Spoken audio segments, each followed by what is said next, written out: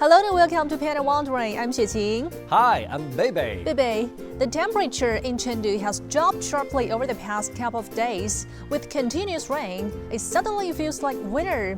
I've noticed so many people on the streets wearing thick coats. That's right, Xueqing. This cold snap came on so suddenly, our viewers should remember to dress warmly and take care not to catch a cold. But the arrival of colder weather also marks the official start of winter tourism in Sichuan. Exactly. At this time of year, many places in Sichuan are showing their most enchanting scenery, especially from mid-October to November. The colorful forests, snowy mountains, and lakes in Aba Prefecture create breathtaking landscapes. I've heard that this year, the proportion of young visitors to Jiuzhaigou and Huanglong has increased significantly, with many choosing to visit on weekends. Besides enjoying the scenery, this season also marks the start of winter sports. Some high-altitude areas on the western Sichuan plateau have already seen snowfall, kicking off the ice and snow tourism season. I've heard that this autumn and winter, Aba Prefecture has launched several curated travel routes, especially suitable for visitors looking for an in-depth experience. Sichuan's winter holds even more surprises. Although the weather is getting colder, the enthusiasm on the green fields remains undiminished. Right now, the Sichuan City Football League is in full swing across the province, adding a special kind of energy to this winter. That's right. I've heard that the matches in each division are extremely competitive. Fans in the stands cheer for their hometown teams in their own unique ways, and this passion drives away the winter chill. In many ways, the Sichuan City Football League has become more than just a sporting event. It's a vibrant stage for displaying the culture and customs of different parts of Sichuan. Visitors from other regions can come at this time of year to enjoy both the stunning scenery and the electrifying football atmosphere. But Xueqing, speaking of truly captivating experiences, it's not just the natural landscapes and sports events. Recently, Sichuan has been brimming with cultural and artistic activities, one after another, keeping visitors constantly engaged. That's right, Bebe. The 14th China Art Festival has just opened grandly in Chengdu. I heard that this year, for the first time, it's co-hosted by Sichuan and Chongqing, demonstrating the close cultural cooperation within the Chengdu-Chongqing Twin City Economic Circle.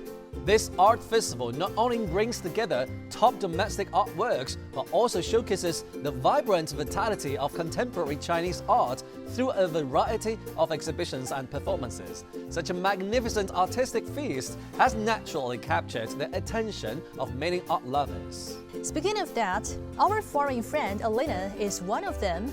Although she couldn't get a ticket and wasn't able to attend in person, she still experienced the charm of this artistic feast online. Next, let's follow Alina in her online viewing journey and see what emotions and surprises these works of art have brought her. Hi everyone, I'm Alina. Recently, the 14th China Art Festival kicked off in Chengdu. Such a great celebration of art and culture. There's going to be so many performances and I'd really love to see them in person. But for the most of the popular shows, the tickets already sold out. But, I don't give up that easily as an art lover. Since I couldn't be there live, I decided to go online and watch those highlights and clips of these performances. And what I would like to do is to share my favorite ones with you and also to share my thoughts about them. Let's start! The first performance is called Yupan. You might have seen it during the Spring Festival Gala. Oh, so cute! Look at them, so cute! They look like little sunshines. Oh, this lady, this Greek singer Irini, she just looks like a Snow White. Wow, the kids really did such a great job in expressing so many different emotions. Look at them, they're having a lot of fun, I can see.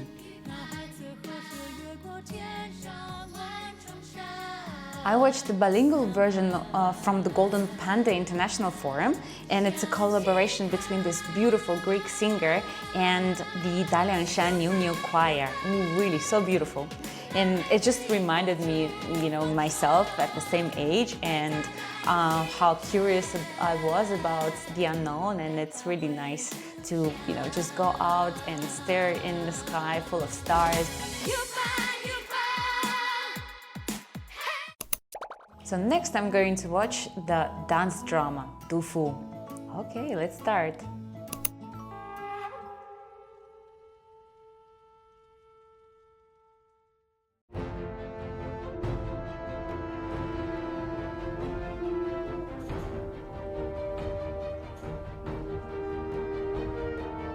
Wow, the dancers are absolutely stunning, like fairies stepping out of the painting. Every movement is so elegant and so poetic.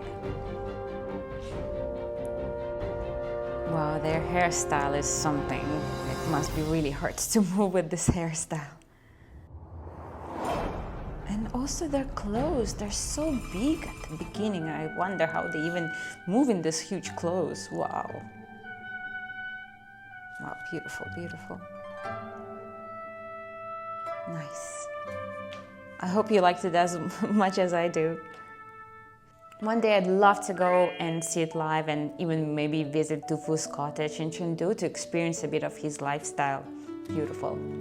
So the next one is The Road. It's actually really special for me because I had a chance to go backstage and see the rehearsals and just feel the atmosphere of this incredible show. So let's watch it together again.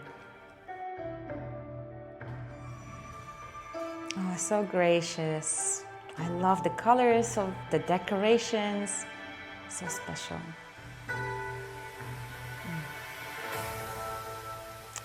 I'm so impressed with the dancers of this show. I really have to say this is my favorite. So, again, the stage just looks like, this landscape painting. They use so many different textures and I really feel like it just looks alive. Like, really you are moving through the forest, you're moving through different landscapes. It's really, really so special.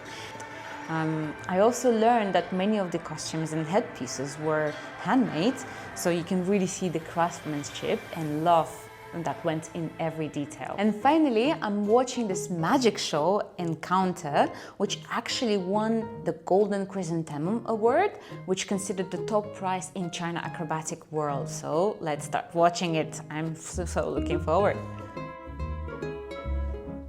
I really like the costumes. It's the era. I really like the cheap house. Oh wow! Where did he get that? The ladies are so beautiful with their umbrellas. Wow, they're flipping it, flipping and flipping. I don't know where they get so many umbrellas. You might think it's very easy to throw an umbrella, but you need to catch it as well. Oh wow, nice. So it's not just usual magic show, it's actually a combination of music, dance, performance, and technically it's not that easy as it looks like, but definitely really fascinating and sometimes surprising. Where do they hide all these fans? So now I have showed you all of my favorite shows. Even though I couldn't go and see these performances live, I think even watching them online actually touched me really deeply. The festival runs until the end of this year, so if you missed out on the tickets, don't worry, just keep an eye on the upcoming performances. I'm sure you will be amazed and I'm sure you will enjoy. I'm Alina, thank you for watching. Until next time. From Alina's spontaneous admiration, we once again witnessed the power of great art, which can transcend language and cultural boundaries and touch the heart directly. Indeed, such cross-cultural artistic dialogue has found new meanings at A4 Art Museum in Chengdu, where renowned Chinese-Australian artist Lindy Li is presenting her first major solo exhibition in Asia, The Myriad Stars Between Myriad Worlds. This exhibition not only showcases the artist's remarkable craftsmanship, but also reflects her unique perspective as a Chinese-Australian artist. Next, let's step into this thought-provoking world of art, listen to Lindy Li share her creative journey, and explore how her cultural identity continues to nourish her artistic life.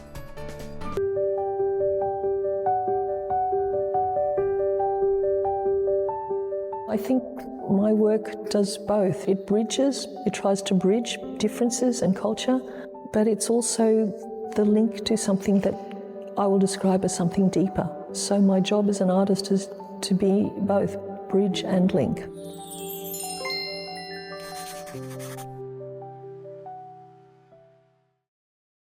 Hi Chengdu, my name is Lindy Lee and I'm an Australian Chinese artist who has travelled to do a special exhibition at A4 Museum, and the museum's title is The Myriad Stars Between Myriad Worlds. Welcome. I am so grateful and excited. I want people to remember just a few things when they see this exhibition. Okay, enough, let's look at the show.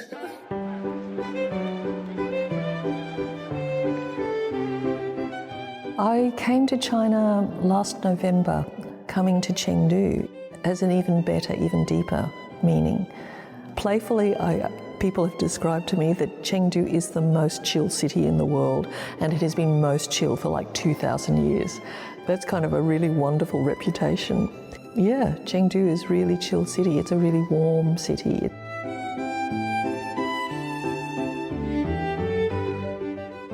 And I would like you to feel very welcome to my new show at A4 Museum in Chengdu.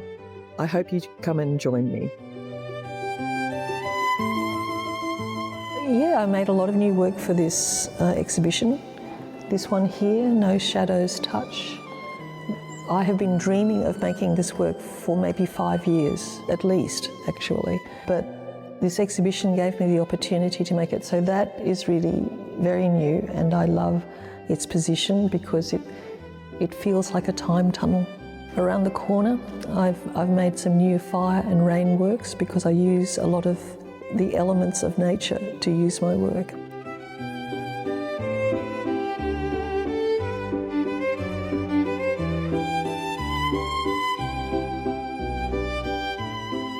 So right now I'm standing in front of the information room, which gives you the timeline of the history of my family coming to Australia and the journeys between Australia and China over 5 generations. So this is the timeline and the map. Here we have a documentary that was made by the Museum of Contemporary Art in Sydney about the history of my work. So this is important information if you want to come and understand what my work is doing and where it comes from. My ancestry is Chinese, my accent is Western. So I think that sums up a kind of deep sense of divide that I've felt all my life. Not Chinese enough to be thoroughly Chinese, never going to be white enough to be white. And I think that it's been essential for me to return to China. But there's something that's so strong in the pull of ancestry. It sounds a little bit romantic, but the pull of the ancestors is really strong. And maybe it's really important for me personally is because I've felt that painful division between East and West very deeply. So coming to China is a really important part of me healing the different sides of me. Especially with the background of the White Australia policy. That was the dominant cultural narrative of Australia while I was growing up, because I didn't understand who I could be and what I could be.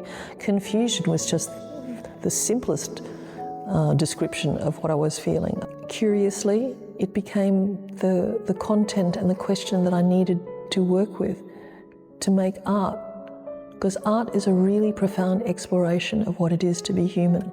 It also made me into an artist who needed to understand some things.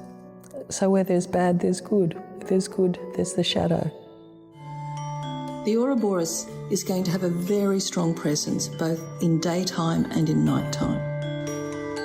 During the day, its highly polished mirror surface will reflect the imagery of the floating world. And at night, the Ouroboros will be lit internally, returning its light to the world. I'm that sort of person who at 3 years old really just only wanted to live her life drawing. I loved to draw so much, and I remember seeing the dust, in the light and thinking, oh, that is so magical, and just wanting to be able to capture and draw that. But then, of course, you grow up, but something very, very deep inside of me just said, Lindy, you have to try. And even if you fail, it is better that you fail, because I really thought I would fail. Anyway, I had the idea that I could never be an artist, but I could do something like, I could do graphic design. That seems reasonable, it's sort of creative and it could give you a living. But I tried that and I hated it. Then I thought, okay, I will become an art teacher. Teaching is a good job, it's a steady job, and my parents will like that. But then I hated that too, because it wasn't true to me. So I actually ended up being a cleaner for 10 years, cleaning other people's houses, factories, offices. Eventually I ended up teaching, but it was teaching at university, which is a very different, because each student wanted to be there. So I am pretending to do something really important. When I was teaching, and I was head of painting studio for a little while, it wasn't so much that I wanted students to copy Chinese painting or anything like that, but there was an expressive traditional Chinese painting that I wanted students to explore, and that was just throwing ink, just playing with the materials, trying to understand space in a particular way, which was a non-Western way. I would sometimes just throw them different ways of being and looking and working and being creative in the world. Because sometimes people come with the idea that you have to draw perfectly in order to be, well, that's a skill, that's a talent, but that doesn't mean you're an artist. An artist comes from your heart. An artist comes from the questions that are in your heart that you want to engage with.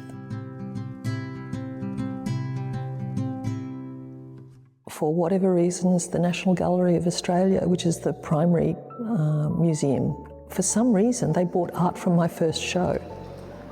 So that kind of allowed me to at least ease the self-criticism and the doubt enough for me to continue.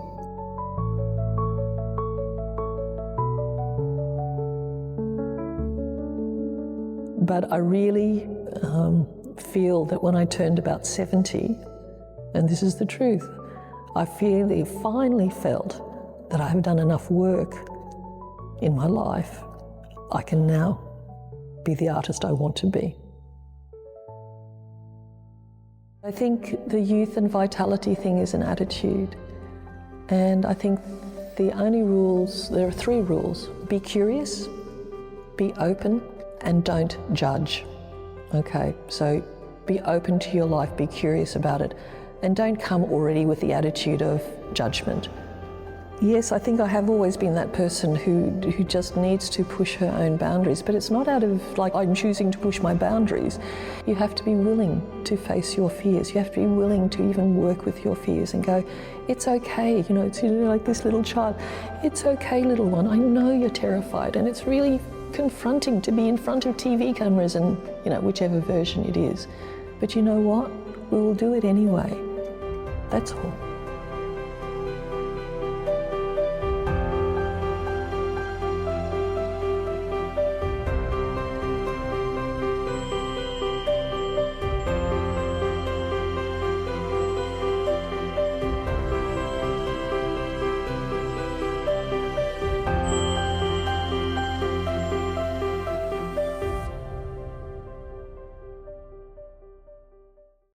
Listening to Lindy Li's heartfelt story, we can deeply feel how a rich cultural foundation becomes an inexhaustible source of inspiration for the artist, allowing her work to find a perfect balance between Eastern and Western aesthetics. This kind of cultural exchange and resonance is equally moving in the field of music. Recently, renowned pianist Tian Jiaxin traveled to Budapest, the city of music, where she expressed a touching chapter of cultural dialogue between China and Hungary through her piano performance. At this highly anticipated concert, she not only performed classic works of Western classical music, but also dedicated herself to promoting the essence of Chinese music. Next, let us enjoy a documentary of Tian Jiaxin's overseas performance and experience how music serves as a bridge connecting different civilizations. 音乐既能为我注入澎湃的动力，又能成为我释放情感的出口。它是一种跨越国界的语言，不同地域的音乐家们相聚在一起，都能够奏响和谐的乐章。这一次，我要前往匈牙利布达佩斯，一座充满音乐韵味的城市，来加入我的音乐之旅吧。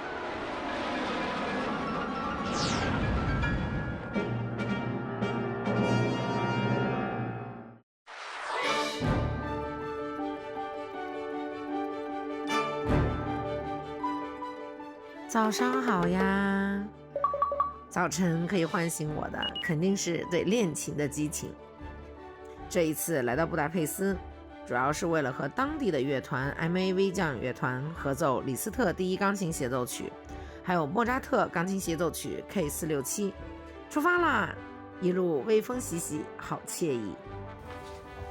到达排练室喽。今天会和乐团的小伙伴们一起排练沟通。今天呢是第一天和这个交响乐团的小伙伴们一起 rehearsal 很期待今天我们能够合作愉快，而且能够把这两首作品的很多细节能够打磨得更好。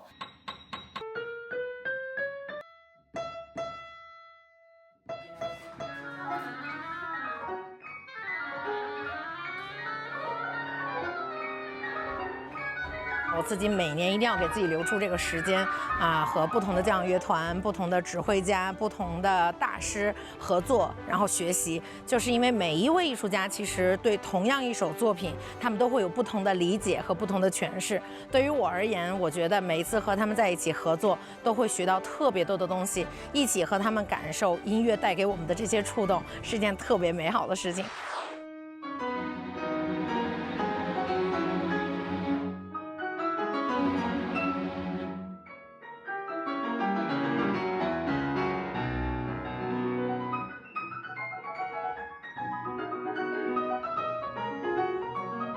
结束了和布达佩斯的交响乐团的合作我们有了一个非常 amazing 的 trip， 而且我觉得和大家的合作彼此之间对大家这个不同国家的文化也有所了解，而且最重要的是我带着贝贝的祝福送给了所有人，他们都非常的喜欢。在结束了忙碌的录音工作之后呢，终于能够在早上带着爸爸妈妈全家人一起，我们来享受美好的早餐。今天来到了著名的纽约咖啡店，我们不仅在这里享用了美味的甜点、咖啡，还被这里的艺术气息所打动。我还偶遇了一位钢琴家，看看我们能不能碰撞出一些音乐上的火花呢？ I'm just thinking, because I'm a concert pianist, and I think this is you're so cool. So I just think about probably can play with you. I'm Chinese. Do you know any Chinese music? Like a dee dee da da da da. No? Jazz? Any jazz? Like what kind of you think?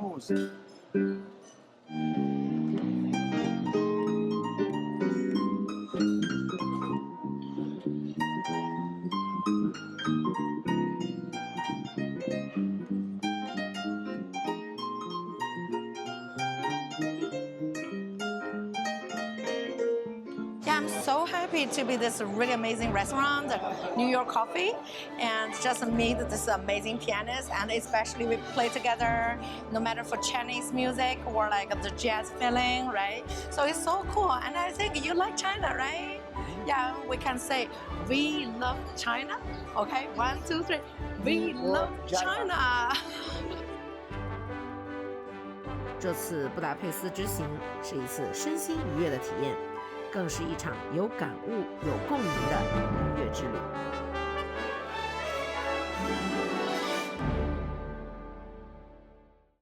Beyond music and art exchanges, there's an old friend who has long captured China's development and transformation through his lens, Japanese documentary filmmaker Ryo Takuchi. Indeed, director Ryo Takuchi has a deep and lasting connection with China. From the very first time he set foot on this land more than a decade ago, he has been documenting its development and transformation through his unique perspective. Now that he has returned to Sichuan, we believe he must have many new insights to share with everyone. Next, let us follow in his footsteps and explore Sichuan once again. 2013年8月份来到中国，已经12年了，真的成为了一个我的第二个故乡。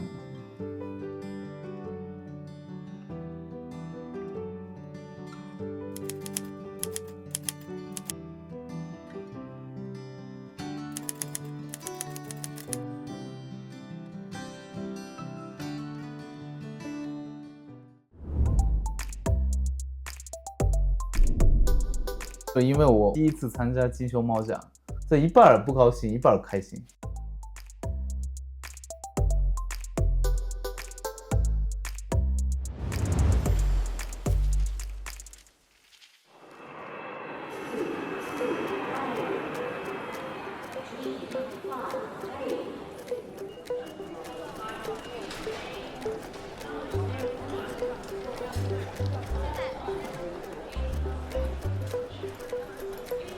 我是竹内亮，来自日本的纪录片导演。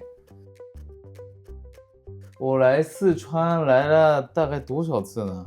数不过来吧，至少30多次吧。今天为了参加金熊猫奖，就来到成都。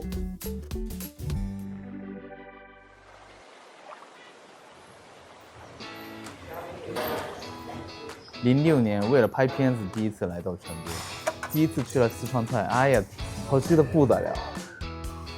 还有看到了变脸，这是我的第一个印象。当时是我第一次拍长江的一个片子吧，然后就拍那个时候爱上了这个长江嘛，太厉害了这个河，从来没有看过这么大的，因为日本的河顶多几百公里什么的，我不知道，反正没有看过这么长的这么大的河。而且我喜欢三国嘛，所以跟三国有关的地方有很多嘛，赤壁啊，荆州也好，白帝城也好，包括成都也好，没想到2000年前的城市的名字到现在还在用，就很好奇为什么。因为日本没有2000年前的地方的名字还在用的，没有。因为这个拍摄爱上了长江。川幅が広がり、まさしく大河にふさわしい姿になった長江は、これからどんな景色を僕に見せてくれるのだろうか。这四川人的生活特别潇洒，放松，在河边、长江边喝茶，就聊天。当时不像现在手机也没有那么发达，所以没有在河边在玩手机，没有这个场景，就爱聊天爱喝茶这种感觉吧。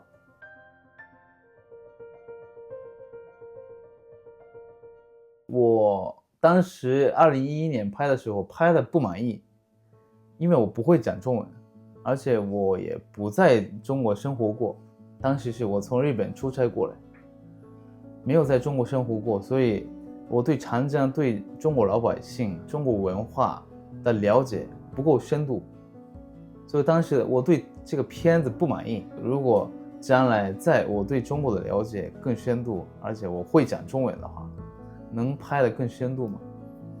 就有这样的心理的目标吧。然后过了10年后，我真的会讲中文了，而且我在中国生活了。而且我生活的地方也在长江边，我对长江的理解了解也更深度了，所以我再去拍。あれから10年、中国に移住した私は再びこの大河を撮りたいと考え、長江源流部のチベット高原にやってきた。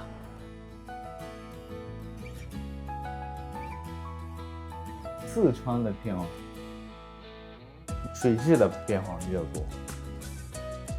水也透明，环境的变化比较大。当然，是不是经济发展啊？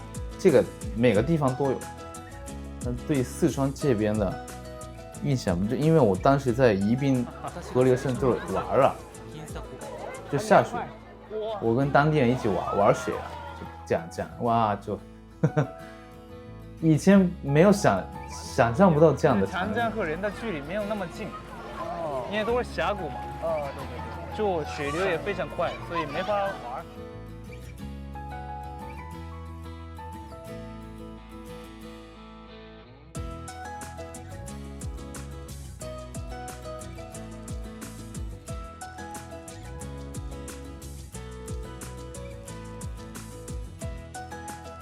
我第一次参加金熊猫奖，我特别期待跟各个导演、纪录片导演也好，同行的人交流、认识、社交、沟通，非常期待。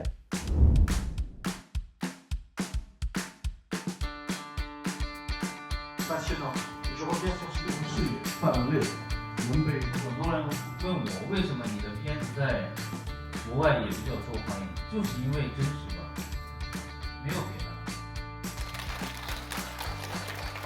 这次参加这个论坛的收获满满，有很多共同点、共鸣感嘛，所以不管是哪个国家，对纪录片的爱、对影视行业的爱都是一样的，所以挺开心的。老师们说的很多金句啊，鼓励我很多，比如说先不要讨好观众，坚持自己，作品为主。就算我的作品看的人不多，尤其是纪录片电影，真的这个市场太小了，看的人太少了，那还是坚持自己吧。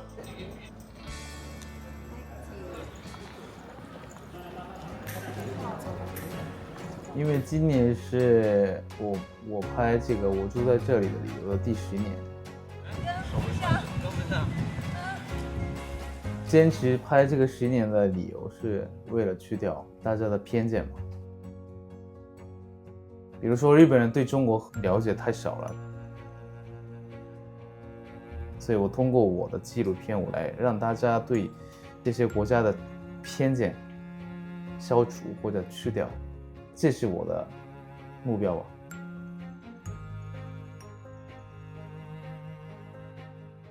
但比较可惜的是我没有拿奖，因为我报名了嘛，但是我没拿奖，所以这个一半是提名啊，都没有提名，就连提名都没有，就连提名都没有，所以作为导演的话挺难过的，挺可惜的。这一半不高兴，一半开心，就这种心态。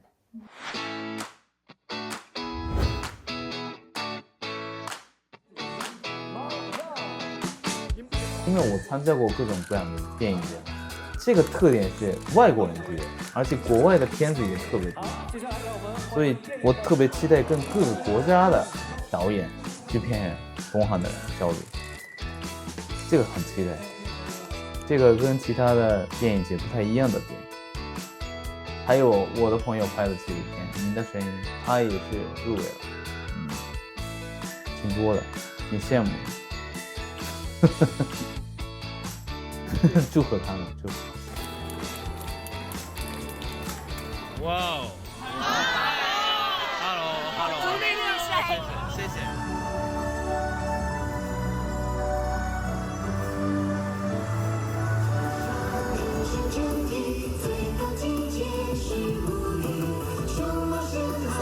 Golden Panda Awards Documentary Category。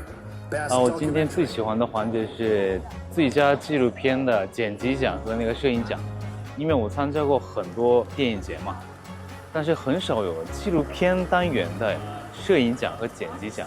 但其实对纪录片制作者来讲的话，剪辑和摄影是非常重要的。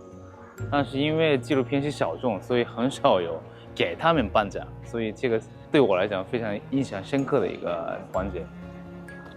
感想的话，还是羡慕呗。所以下一届一定要，起码要被提名，最好是拿奖。作为嘉宾来参加是不甘心，所以希望下一届肯定要作为一个获奖的人来参加。这次我第一次看到了金熊猫奖，真的水平挺高的，所以没那么容易。愿每一次相遇都能让世界多一份理解与温暖。我现在在做新的纪录电影，明年后年可以参奖，还没有公布过，有关2战的故事，还有一个有关苏州的故事。纪录片就是这样的东西吧，因为没有人关注的东西，给它打光，这是纪录片应该要做的事情。好好加油吧！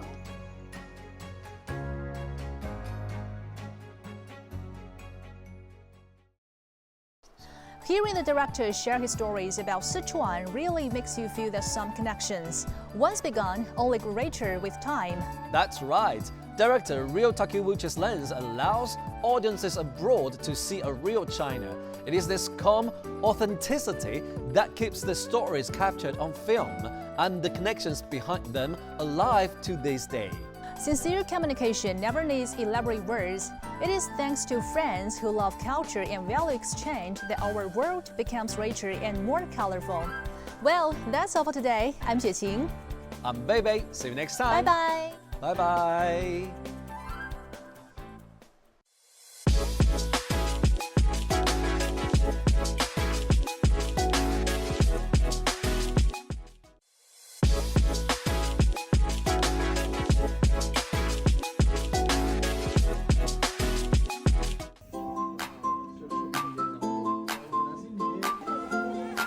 In the times we live in, we have a lot of issues relating to the nature. So we need people who stay close to the environment they live in, who treat their surroundings as their own. The lives of ethnic groups, people who have always lived in harmony with nature, their lifestyle should be promoted in order to protect the nature. That is a very good initiative that we can be seen doing here. The cultural effort to organize a society and create a lot of beautiful artifacts and a better life for the people of those times is an enormous effort and absolutely fascinating to see 200, 300, 400, 1,000 years later. I had very many favorites. The golden masks are very nice. I can't even imagine how can such a value preserve and live through those 1,000 years. It's amazing.